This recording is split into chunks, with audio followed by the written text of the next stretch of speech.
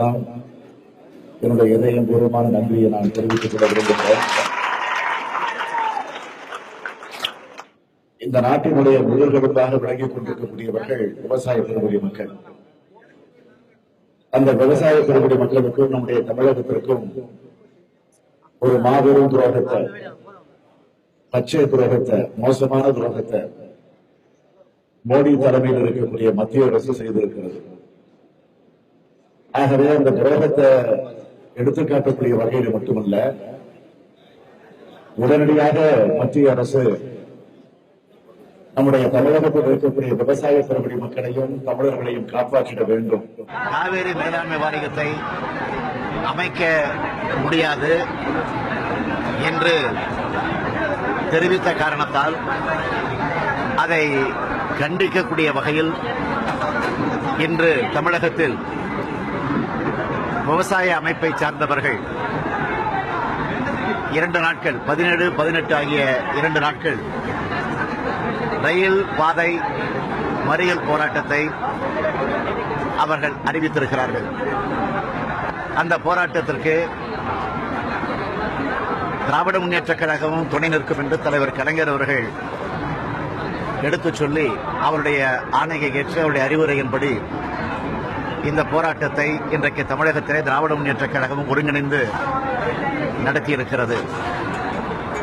கர்நாடக மாநிலத்தில்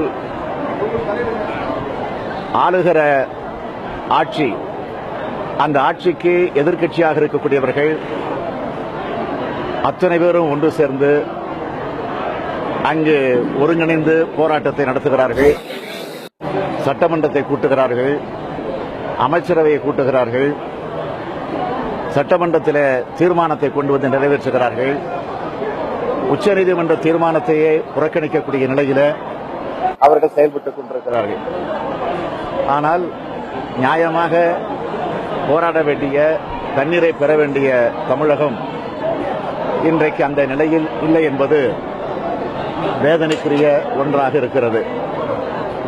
அதனால்தான் தொடர்ந்து எல்லா கட்சியினுடைய தலைவர்களும், குறிப்பாக திராவிட முன்னேற்றக் கழகத்தின் சார்பில் தலைவர் கலைஞர் அவர்களும் இந்த அரசுக்கு எத்தனையோ வேண்டுகோளை எடுத்து வைத்திருக்கிறார்கள். எந்த வேண்டுகோளையும் நிறைவேற்ற இந்த அரசு முன்வரவில்லை.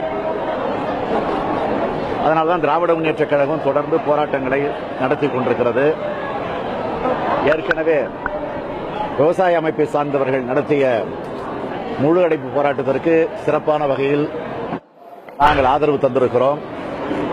அதைத் தொடர்ந்து கடந்த 7ஆம் தேதி தஞ்சையிலே நடைபெற்ற ஒரு மாபெரும் உண்ணாவிரத போராட்டத்தை நடத்தி நம்முடைய உணர்வை வெளிப்படுத்தியிருக்கிறோம். அதற்கு பிறகு தமிழகத்தில் இருக்கக்கூடிய விவசாய அமைப்பில் இருக்கக்கூடிய சில நிர்வாகிகளை அழைத்து அண்ணா அறிவாலயத்திலேயே ஒரு ஆலோசனை கூட்டத்தை நடத்தி அந்த கூட்டத்தில் 2 தீர்மானங்களை நிறைவேற்றியிருக்கிறோம். அதில் முதல் தீர்மானமாக மத்திய அரசினுடைய போக்கினை கண்டிக்கக்கூடிய வகையில் ஒரு தீர்மானத்தை நிறைவேற்றியிருக்கிறோம். அதற்கடுத்து 2வது தீர்மானத்தில் 3 கோரிக்கைகளை வைத்திருக்கிறோம். ஒன்று, உடனடியாக தமிழகத்தில் இருக்கக்கூடிய அனைத்து கட்சியினுடைய தலைவர்கள் அழைத்து கூட்டத்தை கூட்ட வேண்டும், சட்டமன்ற கூட்டத்தை கூட்ட வேண்டும். கூட்டுகிற இந்த கூட்டத்தில் தீர்மானத்தை ஏகமனதாக நிறைவேற்றிட வேண்டும். அதற்கு பிறகு தமிழகத்தில் இருக்கக்கூடிய அரசியல் கட்சியினுடைய தலைவர்களை மட்டுமல்லாமல் விவசாய சங்கத்தினுடைய பிரதிநிதிகளை அழைத்துக் கொண்டு டெல்லிக்கு அழைத்துச் சென்று பிரதமராக இருக்கக்கூடிய மோடி அவர்களிடத்தில் அழுத்தத்தை தர வேண்டும் என்று தீர்மானத்தை நிறைவேற்றியிருக்கிறோம்.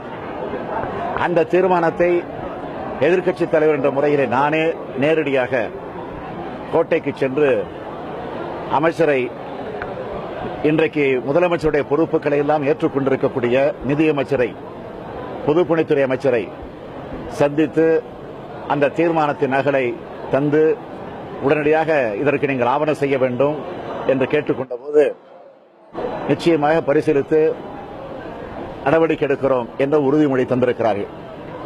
இதற்கிடையிலே இன்று இந்த ரயில் பாதை மறியல் போராட்டத்தை விவசாய சங்க அமைப்பை சார்ந்தவர் நடத்துகிற போது திமுக அதில் பங்கேற்றிருக்கிறது. ஆகவே விரைவிலே ஒரு நல்ல முடிவு வரும் என்று எதிர்பார்த்து காத்துக் கொண்டிருக்கிறோம் அரசின் சார்பில். ஆக நல்ல முடிவு விரைவிலே நாளைய தினம் இந்த சம்பந்தமாக உச்சநீதிமன்றத்தில் இந்த வழக்கு வரவிருக்கிறது.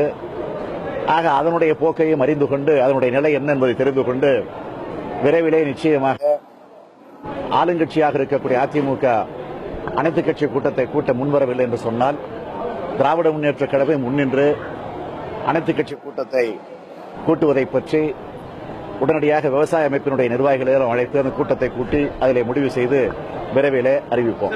11ஆம் தேதி வேலை நிறுத்தத்தில் திமுக முன்னெடுத்து மிகப்பெரிய வெற்றி செய்தது. இன்றையும் நடைபெற்ற போராட்டத்திலும் மிகப்பெரிய செய்தி. நாளைக்கு அறிவித்திருக்காங்க. நாளைக்கு கலந்து கொள்வீர்களா? நாளை உங்க கட்சி சார்பாக கலந்து கொள்ளுமா? நிச்சயமாக 2 நாட்களும் கலந்து கொள்ள வேண்டும் என்றுதான் தலைவர் கலைஞர் அறிவித்திருக்கிறார்கள். குறிப்பாக இன்றைக்கு டெல்டா பகுதிக்கு முக்கியத்துவம் தந்து போராட்டத்தில் திராவிட முன்னேற்ற கழகம் பங்கேற்றிருக்கிறது. இன்று எந்தெந்த மாவட்டத்தில் திராவிட முன்னேற்ற கழகம் பங்கேற்கவில்லையோ அந்தந்த மாவட்டங்களில் நாளைய தினம் நிச்சயமாக பங்கேற்க இருக்கிறார். தமிழ்நாட்டுக்கு 3 தொகுதிக்கான இடைத்தேர்தல் அறிவிக்கப்பட்டிருக்கிறது. இதை எப்படி பாக்குறீங்க? அது மட்டும் இல்லாமல் ஏற்கனவே 2 தொகுதிகளை பணம் பட்டுவாடா செய்த காரணத்தினால் தான் அந்த தேர்தல் நிறுத்தி வைக்கப்பட்டது. இந்த நிலையில அதே வேட்பாளர் அதிமுக சார்பில் நிறுத்தப்பட்டால் எப்படி ஏற்றுக்கொள்வீங்க? என்ன நிலையை நினைக்கிறீங்க? இதெல்லாம் எங்களுடைய தலைவர் கலைஞரிடம் கலந்து பேசி தலைவர் இதை பற்றி அறிவிப்பார்.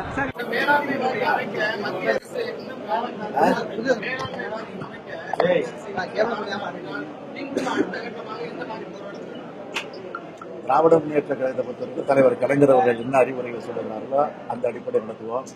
இதற்கிடையில விவசாய அமைப்பினுடைய நிர்வாகிகள் அழைத்து 2 நாட்களுக்கு முன்பு பேசியிருக்கிறோம்.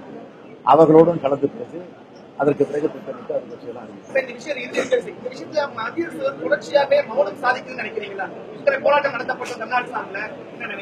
ஆமா சுயநலத்தோடு இருக்கிறாங்க. தமிழ்நாட்டில் கால் ஊட்ட முடியாது. கர்நாடக மாநிலத்தில் விரைவில் தேர்தல் சந்திக்க இருக்கிறார்கள். ஆகவே அங்கு அரசியல் செய்வதற்காக திட்டமிட்டு நடத்தக்கூடிய நாடகம் என்பதை தலைவர் கலைஞர் பல முறை குறிப்பிட்டு காட்டியிருக்கிறார்கள். அதைத்தான் நானும் சொல்றேன்.